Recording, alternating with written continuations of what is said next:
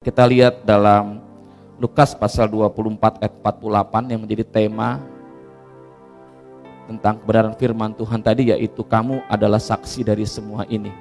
Sebelumnya kita melihat Bapak Ibu bahwa dalam konteks kenaikan Kristus kita melihat kenaikan Kristus dan pencurahan Roh Kudus dapat menjadi momen bagi satu era baru. Kita melihat di sini bahwa sebelum kenaikan Kristus atau sebelum pencurahan Roh Kudus, maka digambarkan Allah melakukan sesuatu bagi manusia.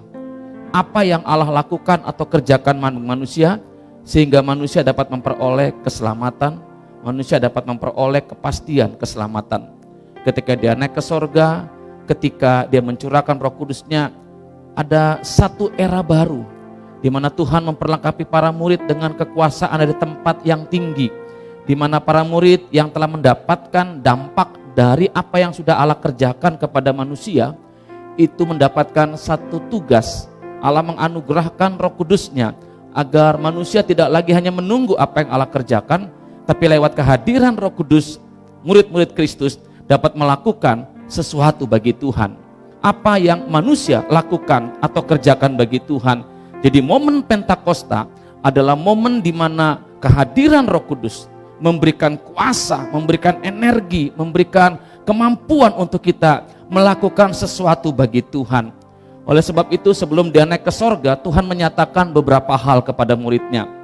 Lukas pasal 24 ayat 47 sampai 49. Dan lagi dalam namanya berita tentang pertobatan dan pengampunan dosa harus disampaikan kepada segala bangsa, mulai dari Yerusalem.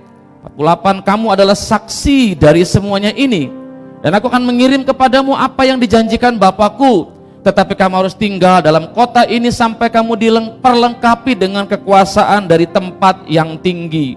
Ada 3 hal yang Tuhan sampaikan terkait dengan Lukas pasal 24 ayat 47 sampai 48. Yang pertama, Tuhan sampaikan bahwa berita tentang pengampunan dan pertobatan dalam nama Kristus harus disampaikan, harus diberitakan. Apa yang sudah Allah kerjakan kepada manusia, yaitu pengampunan, pertobatan, keselamatan dalam diri Yesus Kristus harus disampaikan kepada semua manusia. Kemudian yang kedua, bahwa Tuhan berpesan kepada para murid bahwa mereka lah saksi dari semuanya ini. Saksi dari apa yang Tuhan lakukan, Tuhan kerjakan selama dia di dunia. Bagaimana perlakuan Tuhan kepada para murid-muridnya yang membuat mereka yang pernah gagal, mereka yang pernah meninggalkan Tuhan, mereka yang pernah menyangkal Tuhan, akhirnya kembali dalam sebuah misi yang dipercayakan Tuhan. Dan Tuhan menyadari bahwa kapasitas dan kualitas para murid tanpa topangan Roh Kudus itu tidak mungkin untuk menunaikan tugas tersebut. Sebab itu dikatakan Roh Kudus akan memperlengkapi para murid. Roh Kudus akan memberikan kuasa agar para murid dapat menjadi lebih efektif lagi di dalam melayani Tuhan.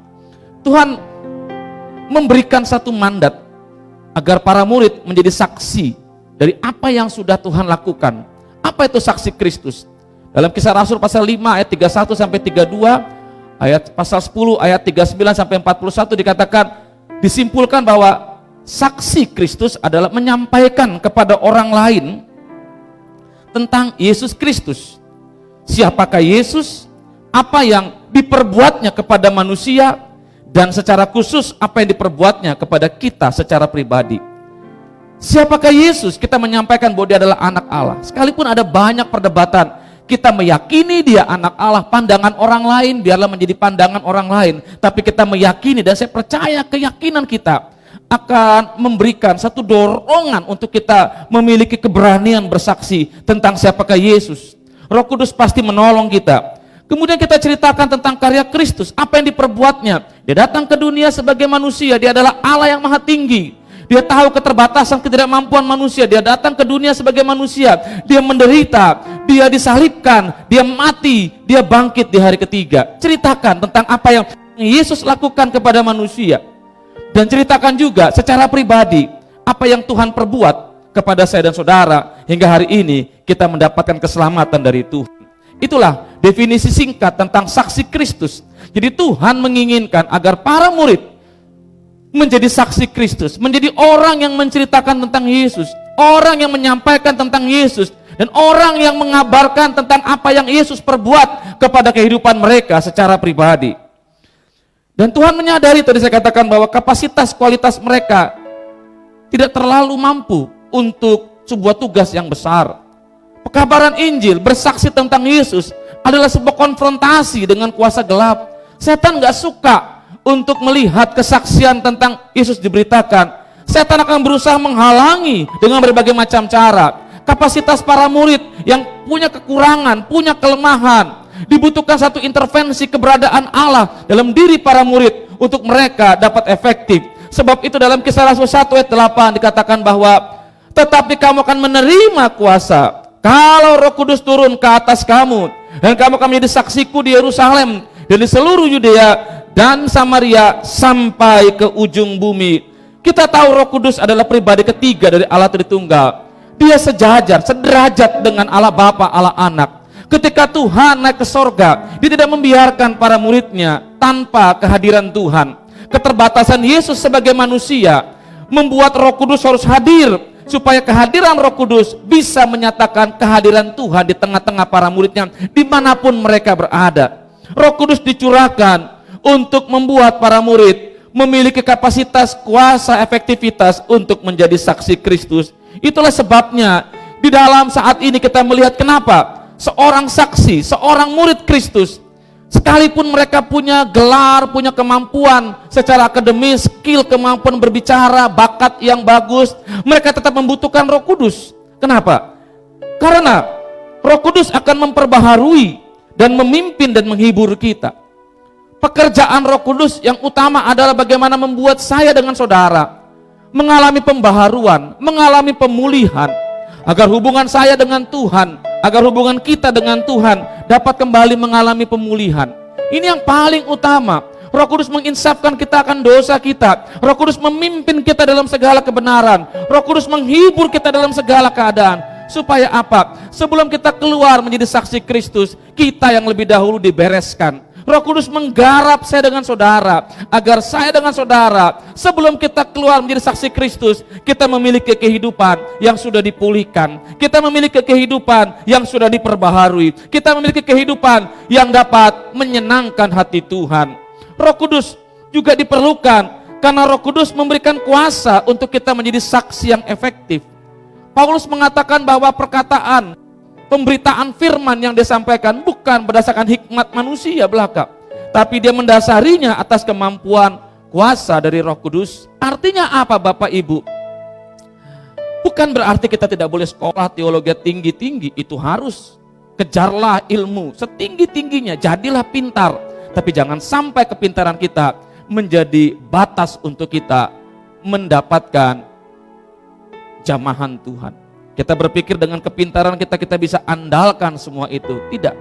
Sekalipun Paulus memahami dengan segala apa yang dia pelajari, dia tetap menyandarkan pemberitaan firman-Nya, kesaksiannya semata-mata karena hikmat dan kuasa Roh Kudus. Kemudian Roh Kudus memberikan kerinduan untuk memberitakan Injil. Dari hati orang-orang yang sudah mengalami Kristus Yesus, ada sebuah kerinduan untuk dia menceritakan tentang Kristus kepada banyak orang. Seperti anak kecil yang mendapatkan hadiah dari bapaknya. Dia tidak sabar untuk segera menceritakan kepada teman-temannya.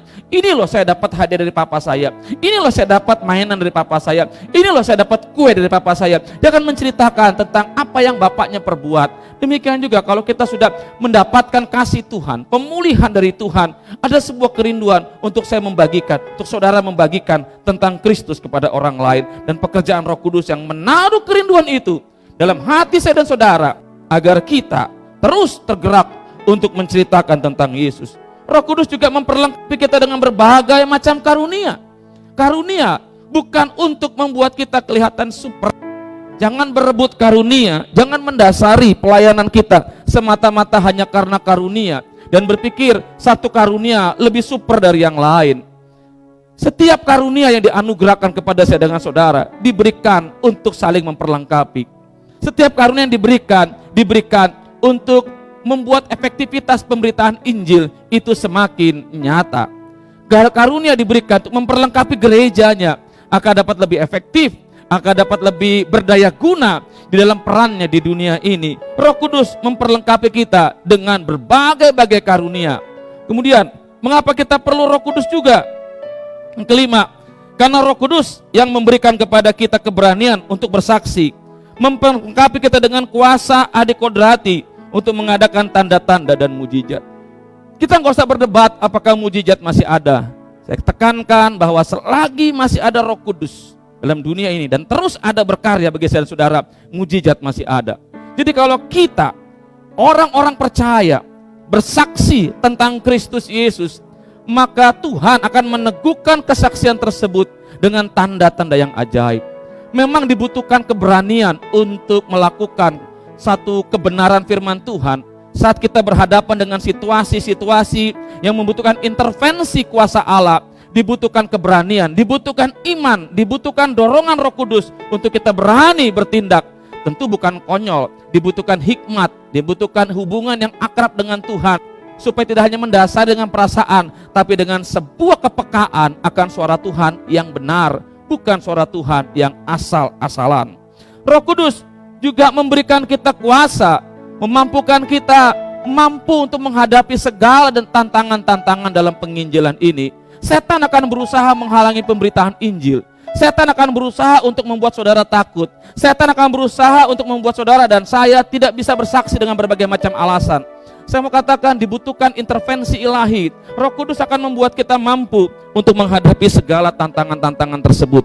Selama saya melayani di Kalimantan Barat ini, Bapak Ibu, saya tidak punya pengalaman dalam pelayanan-pelayanan bidang pastoral. Tuhan tempatkan saya di Kalimantan Barat ini dengan sebuah pelayanan yang menurut saya awalnya saya melayani di Meliau, di situ adalah fase belajar untuk manifestasi kuasa Tuhan. Kenapa? Saya harus melayani di kampung-kampung, di tempat-tempat di mana okultisme, kuasa gelap begitu kuat. Hal-hal yang puji Tuhan selama di asrama di Petamburan kita sudah cukup dilatih Tuhan bersama waktu itu kepala asrama, kita sering diajak berdoa bersama, sering diajak dalam pelayanan-pelayanan, pelepasan, pengusiran setan dan lainnya. Namun ketika diterjunkan dalam pelayanan seorang diri, tidak ada pemimpin rohani, tidak ada bapak rohani, yang ada hanya saya dengan Tuhan. Dan disitulah belajar tentang ketergantungan kita akan Tuhan. Ketika kita harus mengusir setan dari orang yang dirasukinya, kita nggak bisa menghubungi pemimpin kita bisa menghubungi Tuhan. Dan Roh Kudus memampukan kita menghadapi tekanan-tekanan, tantangan-tantangan, hal-hal yang menurut kita mustahil. Tapi kalau kita berjalan bersama dengan Roh Kudus, kita pasti mampu untuk menghadapinya. Hari ini saya mau bersaksi bahwa Tuhan yang saya sembah, Tuhan yang ada dalam diri saya melalui Roh Kudusnya adalah Tuhan yang memampukan saya melewati tantangan-tantangan hingga hari ini bisa boleh ada sebagaimana kita ada. Anugerah Tuhan luar biasa buat saya dan saudara. Dia memampukan kita, memberikan hikmat, memberikan inspirasi, memberikan hal-hal yang di luar kemampuan kita untuk kita mampu mengatasi masalah, mengatasi perlawanan kuasa gelap, mengatasi segala tantangan, mengatasi segala keterbatasan, untuk kita mampu melihat sebuah solusi adikodrati yang Allah kerjakan lewat kuasa Roh Kudus. Ini hal yang harus kita cermati Bapak Ibu, bahwa kalau orang bersama dengan Tuhan, Tuhan gak pernah janjikan keadaan selalu baik, Tuhan gak pernah janjikan tanpa tantangan, Tuhan gak pernah janjikan tidak ada aniaya, tapi yang Tuhan janjikan kita mampu mengatasi itu semua dengan solusi yang tepat, solusi yang mantap dari Roh Kudus. Sebab dari itu jangan pernah kecewa kalau hari ini keadaan menghambat engkau, situasi menghambat engkau, karena Paulus mengatakan dalam kelemahanku aku bermegah. Kuasa Tuhan dinyatakan justru saat kita mengakui ketidakmampuan kita, kita memberi ruang yang sebebas-bebasnya untuk Roh Kudus dapat berkarya dalam hidup saya dan saudara. Dan Roh Kudus akan bekerja dan meyakinkan mereka untuk membuka hati terhadap Injil. Tugas kita hanya bersaksi, tugas kita hanya menceritakan tentang Yesus, tugas kita hanya menyatakan tentang Yesus. Masalah orang tersebut percaya atau tidak, itu urusan Roh Kudus. Dan Roh Kudus akan bekerja terus menerus sampai orang tersebut terima Tuhan, sampai orang tersebut dapat diselamatkan. Ini hal-hal yang kita perlu tahu. Kenapa kita perlu Roh Kudus saat kita menjadi saksi Kristus? Dengan kuasa Roh Kudus kita diperlengkapi dengan semua yang kita perlukan untuk menjadi saksi, memberitakan karya keselamatan dan kuasa kebangkitan Kristus. serta menegakkan kerajaan Allah di bumi ini dengan efektif, sehingga semakin hari semakin banyak jumlah orang percaya dan datang kepada Tuhan dan kekal, menerima keselamatan kekal. Dengan Roh Kudus hadir dalam diri kita, kita diperlengkapi dengan semua yang kita butuhkan untuk menjadi saksi Kristus. Bukan hanya bicara tentang manifestasi yang terlihat, tapi Roh Kudus juga menggarap saya dan saudara, memperbaharui kita, agar bukan cuma kita menjadi alat, tapi kita juga menghasilkan buah-buah roh, buah-buah kehidupan. Buah-buah roh bukan sesuatu yang diberikan oleh Tuhan. Buah-buah roh adalah sebuah hasil dari ketaatan kita kepada firman Tuhan dalam pimpinan Roh Kudus, yang makin lama akan menghasilkan buah-buah tersebut. Dibutuhkan satu keberanian, ketaatan, supaya kita dapat menghasilkan buah-buah roh tersebut. Dan semakin kita taat, semakin kita setia, semakin kita mengasihi Tuhan, semakin kita dikenal Tuhan. Dan di akhir zaman, Tuhan akan berkata jujur kepada siapa yang dikenalnya, siapa yang dinikmatinya, siapa yang dirasakannya, dan siapa yang tidak. Saya percaya selagi masih masa anugerah ini, kita mau terus berkarya bersama Roh Kudus untuk menyenangkan hati Tuhan. Yesus memanggil kita bukan untuk hanya datang kepadanya untuk menerima keselamatan. Ada banyak orang cukup puas ketika mereka sudah diselamatkan. Mereka berpikir itu adalah sebuah akhir perjalanan dari kehidupan mereka. Mereka cukup nyaman jadi orang Kristen. Mereka cukup nyaman hanya hadir di gereja. Mereka cukup nyaman hanya terlibat dalam sebuah pelayanan gerejawi. Mereka cukup nyaman hanya ketika mereka terlibat dalam organisasi-organisasi Kristen yang bersifat internal. Yesus tidak hanya memanggil saya dan saudara untuk menjadi orang Kristen yang nyaman dengan kondisi yang membuat kita mungkin terlihat rohani, tapi Yesus juga memanggil kita untuk keluar, memberitakan apa yang sudah dikerjakannya bagi kita, apa yang sudah dilakukannya bagi saya dan saudara. Keluar, tidak bicara soal menjadi misionaris untuk keluar negeri. Ladang sudah menguning di sekeliling kita. Kalau kita hanya pintar untuk minta kuasa mujizat Tuhan, tapi kita nggak pernah bersaksi tentang mujizat yang Tuhan kerjakan buat saya dan saudara, betapa naifnya kita jadi orang Kristen. Kita nggak lebih jadi Kristen pengemis yang hanya berharap Tuhan memberi, tapi tidak pernah melakukan sesuatu untuk Tuhan. Yesus memanggil kita untuk memberitakan apa yang sudah dikerjakannya bagi kita. 1 Petrus 2 ayat 9, supaya kamu memberitakan perbuatan-perbuatan yang besar dari Dia, yang telah memanggil kamu keluar dari kegelapan kepada terangnya yang ajaib. Memberitakan artinya apa? Proses bagaimana kita dari kegelapan, kita hidup dalam dosa, kita hidup dalam kondisi tanpa harapan. Tuhan sanggup untuk memulihkan kita, dan apa yang sudah Tuhan kerjakan itu bagi saya dan saudara, itu yang kita sampaikan, itu yang kita beritakan. Sebab itu adalah satu hal yang mulia kalau hari ini kita mendengar firman Tuhan ini, bahwa saudara dan saya terpanggil menjadi saksi Kristus. Bagaimana kita bisa menjadi saksi Kristus? Ini saatnya bagi saya dan saudara bukan lagi menuntut apa yang telah dan akan Tuhan lakukan.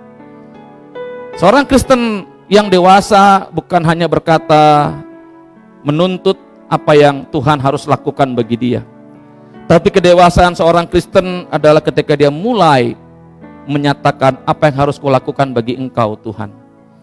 Anak kecil itu selalu nuntut, apapun dia nggak mau tahu, dia harus nuntut. Kalau dia minta A harus A, minta B harus B.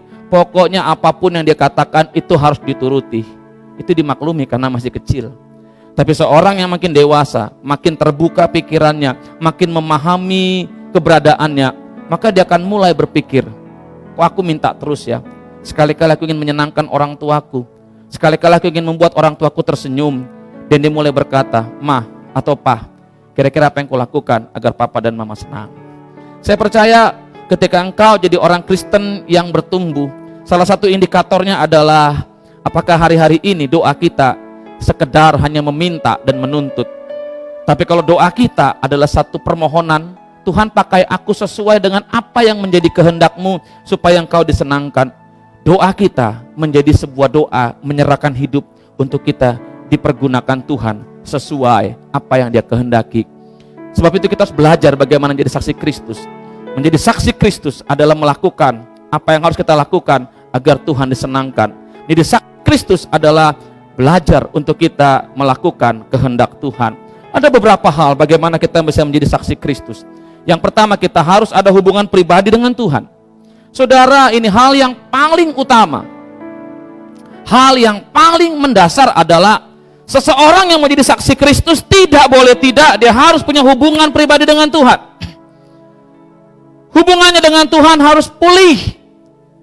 Roh Kudus ketika pertama kali mengerjakan itu kepada para murid-muridnya, mereka mengalami pertobatan. Saya mau katakan, ada banyak orang bisa menceritakan tentang Kristus, tapi hubungannya dengan Tuhan tidak pulih. Mereka hanya menceritakan sesuatu tentang masa lalu, kesaksian-kesaksian masa lalu. Sementara hari ini mereka tidak hidup dalam kehidupan yang benar dengan Tuhan. Seorang yang menjadi saksi Kristus adalah seorang yang memiliki konsistensi hubungan dengan Tuhan. Kita harus punya keyakinan yang kuat akan pengorbanan Kristus, akan kebangkitan Kristus, yang membuat kita terus-menerus begitu rindu untuk mengalami semua itu. Hubungan pribadi dengan Tuhan merupakan satu hal yang akan menjadi dasar tumbuhnya cinta kita kepada Tuhan. Dan kalau kita mencintai Tuhan, kita mengasihi Tuhan, maka kesaksian kita laksanakan bukan untuk meninggikan diri kita, meninggikan gereja kita, tapi meninggikan Kristus Yesus. Saya berpesan kepada jemaat yang saya gembalakan, jangan bersaksi tentang fasilitas gereja. Jangan bersaksi fasilitas gereja. Gerejaku besar, musiknya bagus, lampunya ajib-ajib. Tahu ajib-ajib? Begini, gedep-gedep gitu, kedip-kedip gitu ya. WL-nya terlatih dengan baik. Nggak usah, kita nggak beda dengan mempromokan perumahan-perumahan atau real estate apartemen yang ada di televisi. Saya bilang sama jemaat yang saya gembalakan, jangan bersaksi tentang fasilitas gereja, tentang hebatnya pendeta, tentang bagusnya WL. No. Enggak. Kita jangan mengajak orang ke gereja seakan-akan terjadi persaingan antar gereja. Jemaat seperti menonton sebuah pertunjukan. Makin bagus gereja, makin nyaman, hingga jemaat kadang-kadang menjadi lupa. Saksikan tentang apa yang Yesus beritakan, lakukan bagi engkau. Saksikan bagaimana gereja ini melewati badai, melewati topan, taifun, melewati tsunami rohani, berkali-kali. Saksikan bagaimana Tuhan mempertahankan gereja ini. Bukan karena gereja ini punya lebih baik daripada gereja yang lain. Kita semua sama. Tapi karena kita mau belajar mengandalkan Tuhan. Saksikan bagaimana Tuhan mengerjakan perkara-perkara ajaib dalam keterbatasan, dalam kekurangan dari apa yang kita miliki. Kalau kita mengasihi Tuhan, maka motivasi kita bersaksi bukan untuk akunya yang besar, tapi Yesusnya yang diutamakan. Yesusnya yang diutamakan. Karena kesaksian, berita Injil itu segalanya tentang Yesus. Dan orang yang punya hubungan pribadi dengan Tuhan itu akan merasa tidak nyaman kalau dia mengedepankan dirinya dalam kesaksian. Orang yang punya hubungan pribadi dengan Tuhan akan lebih terjaga, saya katakan lebih terjaga untuk mengedepankan tentang Yesus lebih daripada dirinya sendiri. Bahkan yang lebih ekstrim Bapak Ibu, orang yang punya bahasa roh seharusnya lebih memiliki keintiman dengan Tuhan daripada yang belum dianugerahkan. Karena kadang-kadang orang punya bahasa roh itu untuk pamer. Seakan-akan dia lebih dekat dari Tuhan. Seharusnya orang yang punya bahasa roh lebih kuat menghadapi godaan, lebih intim dengan Tuhan. Karena bahasa roh bukan untuk pamer, tapi itu bahasa yang membuat kita dapat berdoa lebih pribadi dengan Tuhan. Yang kedua, orang yang menjadi saksi Kristus adalah bergantung pada Roh Kudus. Zakaria pasal 4 ayat 6, bukan kuat, bukan gagah, tapi oleh Rohku, kata Tuhan. Bapak Ibu, kalau kita melihat bahwa di zaman gereja mula-mula, para rasul sebagian besar bukanlah orang-orang berpendidikan atau memiliki kualifikasi yang dapat menjadi saksi yang efektif, tapi mereka mendasari kesaksian mereka, kehidupan mereka dalam ketergantungan mereka akan Roh Kudus. Besarnya peranan Roh Kudus dalam kehidupan mereka membuat Petrus yang pernah jatuh, pernah menyangkal Tuhan, menjadi pengkhotbah yang bisa memenangkan banyak orang pada khotbahnya yang pertama. Besarnya ketergantungan mereka pada Tuhan membuat Filipus bisa mentobatkan sida-sida Ethiopia. Besarnya ketergantungan mereka pada Tuhan membuat Paulus dibawa bertemu dengan petinggi-petinggi, penguasa-penguasa zaman itu untuk bersaksi tentang Yesus Kristus. Ketergantungan kita kepada Tuhan, ketergantungan kita pada Roh Kudus tentu didasari oleh hubungan yang baik. Makin mengenal Tuhan, makin kita berani bergantung pada Tuhan. 3 adalah bersedia. Percuma kalau kita hanya sekedar berani ketika di gereja. Banyak orang Kristen menjadi singa di gereja. Banyak orang Kristen menjadi luar biasa di gereja, tapi di luar jadi kucing-kucing yang mengeong-ngeong ketakutan ketika menghadapi suasana. Setan tidak melarang engkau memuji. Setan tidak melarang engkau menyanyikan pujian yang semangat. Tapi setan mencegah engkau untuk berdampak bagi lingkungan, bagi masyarakat, bagi keluargamu. Ada banyak orang non-Kristen kecewa melihat orang Kristen di gereja begitu rohani, begitu mantap memuji Tuhan, begitu kelihatan manis, tapi ketika di luar tidak beda dengan mereka. Saya mau katakan kesediaan kita bukan cuma terbatas dalam sebuah lingkup persekutuan di gereja. Kesediaan kita untuk bersaksi harus keluar, menyatakan itu kepada banyak orang yang belum kenal Tuhan. Masalah mereka tolak, masalah mereka terima, itu urusan Roh Kudus yang akan menjamah mereka. Bagi orang-orang yang sekolah Alkitab, saya dipercaya menjadi beberapa kali pengajar di sekolah Alkitab, dan ketika pengutusan itu lagunya Ini Aku Utuslah Aku Tuhan, saya menemukan banyak anak-anak yang sekolah Alkitab yang akan diutus itu menangis, seakan-akan saya mendapati satu tentara Allah yang siap ke lapangan.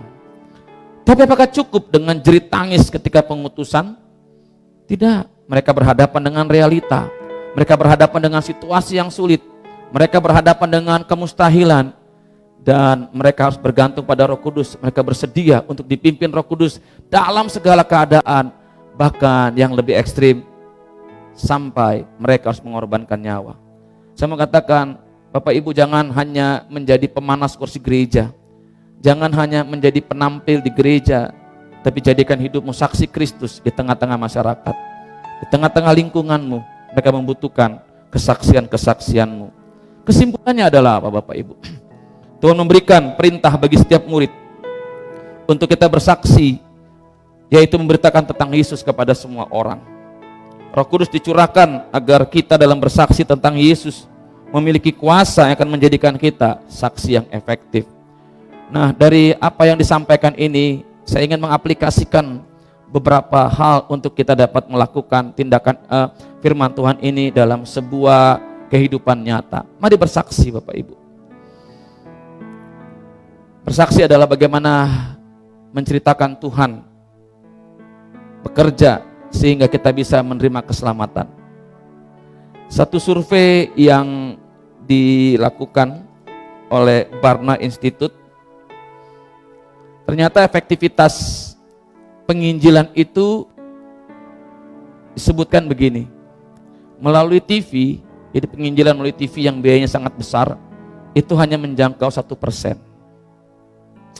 Melalui radio, kita sering dengar siaran radio tentang Yesus dan lainnya, itu hanya 3% efektivitas.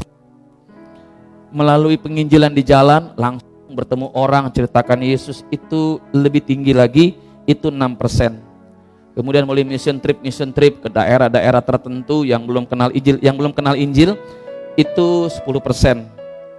Melalui teman, itu cukup tinggi, Bapak Ibu, itu 30%. Dan melalui keluarga, itu pekabaran Injil, itu 50%. Saya ingin garis bawahi 2 hasil survei ini, yaitu melalui teman dan melalui keluarga. 2 hal ini bicara soal relasi, soal hubungan yang terjalin sekian lama. Teman, keluarga. 2 hal ini adalah satu lingkup di mana relasi kita dapat intim. Sebab itu dalam keintiman, dalam keakraban adalah sangat mudah orang untuk membaca hidup kita. Dan adalah sangat mudah untuk kita membagikan tentang bagaimana Tuhan bekerja hingga kita dapat diselamatkan. Gereja yang Tuhan percayakan untuk saya gembalakan mulai mengalami kebangkitan ketika kita mulai mengumpulkan anak-anak yang mungkin usianya tidak masih SMP. Kita mulai menceritakan tentang Yesus. Pada masa-masa awal pelayanan, masa-masa yang sulit Bapak Ibu, hanya menceritakan tentang Yesus. Kita bikin acara makan-makan, bakar ayam, masak ini, masak itu, anak-anak datang, entah dari mana mereka buat temannya. Kita cerita, kita ngobrol seperti ngalor ngidul, tapi dalam obrolan tersebut disisipkan tentang Yesus. Percaya Bapak Ibu bahwa ada beberapa orang yang terjaring dan mereka hari ini menjadi jemaat-jemaat yang tetap setia walaupun sudah menikah, tetap setia walaupun sudah pindah kota, tetap setia, memiliki koneksi relasi dengan kami. Bersaksi adalah bagaimana menceritakan Tuhan yang bekerja hingga kita dapat menerima keselamatan. Ada banyak kesaksian, mungkin engkau dahulunya non-Kristen atau engkau mengalami satu peristiwa yang menggoncangkan hidupmu hingga engkau bertemu dengan Tuhan, ceritakan. Karena saya percaya Bapak Ibu banyak orang membutuhkan kesaksianmu. Karena mungkin mereka sedang menghadapi masalah yang sama. Mereka menghadapi dan mereka membutuhkan satu kehidupan, satu jalan keluar, dan ceritakan tentang Yesus. Karena saya percaya ketika orang mendengar tentang Yesus, Roh Kudus bekerja, ada solusi atas apa yang mereka hadapi. Bersaksi adalah ceritakan bagaimana Tuhan mengubah hidup saya dan saudara. Tentu hal ini merupakan satu kesaksian yang tidak bisa dibantah, tidak bisa diubah Bapak Ibu. Karena kesaksian tentang hidup adalah sesuatu yang terlihat secara nyata lebih efektif daripada omongan. Memang perubahannya tidak langsung, karena proses mengubah karakter, proses mengubah kebiasaan, proses mengubah hal-hal yang buruk itu membutuhkan waktu. Tapi di situ Roh Kudus bekerja dan ceritakan bagaimana kau diproses Tuhan, bagaimana kau mengalami hal-hal yang mungkin menyakitkan, tapi pada akhirnya mendatangkan sukacita. Hingga hari ini karakter kita menjadi karakter yang semakin hari lebih baik daripada hari-hari kemarin. Ada banyak orang yang ingin merubah kehidupannya. Ada banyak orang yang gak suka dengan kebiasaan buruknya.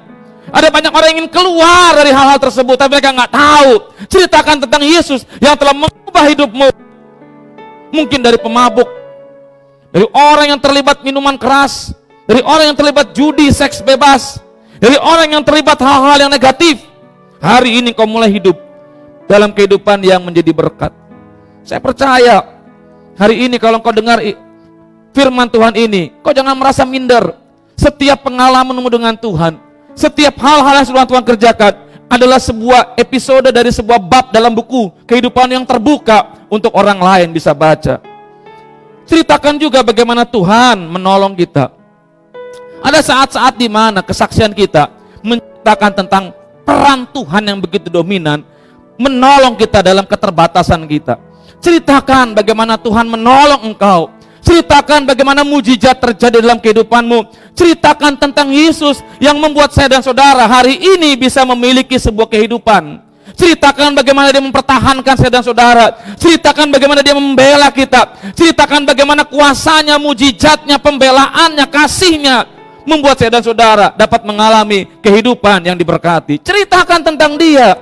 Orang perlu kenal Yesus. Orang perlu tahu Yesus lebih daripada apa yang disampaikan secara tertulis. Orang butuh dari kehidupanmu sebagai bukti. Sebagai bukti. Sebagai bukti bahwa Yesus itu nyata. Kemudian sesekali bagikan firman Tuhan yang merubah hidupmu. Ketika kau mendapatkan kebenaran firman Tuhan, engkau merasakan firman ini begitu mengubah hidupmu. Kecaplah dan lihatlah betapa baiknya Tuhan itu. Ayub harus mengalami satu fase kehidupan untuk dia dapat mengenal Tuhan secara pribadi. Seringkali firman yang kita dengar itu membutuhkan satu babak kehidupan untuk kita dapat mengalaminya, menghidupinya, merasakannya, dan akhirnya mengakuinya bahwa firman itu betul-betul nyata. Ceritakan bagaimana Tuhan itu menggenapkan firman-Nya dalam hidup saya dan saudara. Bagikan itu. Tidak perlu engkau berkhotbah, tidak perlu engkau menguraikan secara teologis, tidak perlu engkau mendasari dengan tafsiran yang lain. Hanya bagikan firman tersebut. Katakan, firman ini yang kuterima ketika aku dalam masa susah. Firman ini yang kudapatkan ketika aku dalam masa susah. Dan aku pegang firman ini dalam segala kondisi. Dan aku percaya, dan aku telah membuktikan bahwa firman ini betul-betul nyata dalam hidupku. ceritakan. You nggak perlu jadi orang fasih bicara. You nggak perlu jadi orang yang begitu punya kemampuan public speaking yang luar biasa. You hanya sampaikan tentang Yesus. Lebih berguna daripada kita menggosipi orang. Kenapa kalau gosip itu asik ya? Kenapa kalau kita ngerumpi bisa berlama-lama, tapi kalau tentang Yesus agak sulit? Mari hari ini kita mau untuk membagikan tentang Yesus, bagaimana dia menyelamatkan saya dan saudara, bagaimana dia merubah hidup saya dan saudara, bagaimana pertolongannya nyata atas kita, bagaimana firman yang kita dapatkan mengubah hidup saudara. Dan pada akhirnya mari kita lakukan ini saat meminta Tuhan untuk melakukan sesuatu bagi kita, tapi mulai berinisiatif. Tuhan sudah lakukan hal-hal yang luar biasa.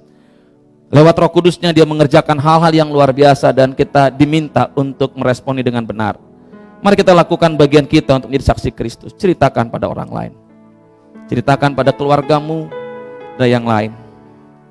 Dan saya percaya saat kita mentaati firman Tuhan, langkah pertama itu kita. Langkah selanjutnya Roh Kudus. Bagian Roh Kudus adalah menguatkan, meneguhkan dengan tanda-tanda ajaib, serta membukakan pintu-pintu peluang dan hati setiap orang yang mendengarkan kesaksian kita. Saya percaya saat kita bersaksi didasari oleh kasih, Roh Kudus itu bekerja. Roh Kudus bekerja. Hari-hari ini kita sering berkata, jadikan aku berkat Tuhan. Saya percaya dari kehidupanmu bersama dengan Tuhan, ada banyak catatan-catatan yang tertulis, yang terbuka, yang dapat dibaca oleh semua orang. Dan lewat semua itu, hidupmu dapat menjadi berkat. Dan mulailah dengan hari ini, ketika kondisi sedang kita hadapi seperti ini, mulailah kita untuk minta sama Tuhan. Minta bukan berarti kita berharap seperti ini. Kita minta pada Tuhan, tunjukkan orang-orang di mana aku harus bersaksi tentang Engkau. Pertemukan aku dengan orang-orang di mana aku bisa menjadi berkat bagi mereka.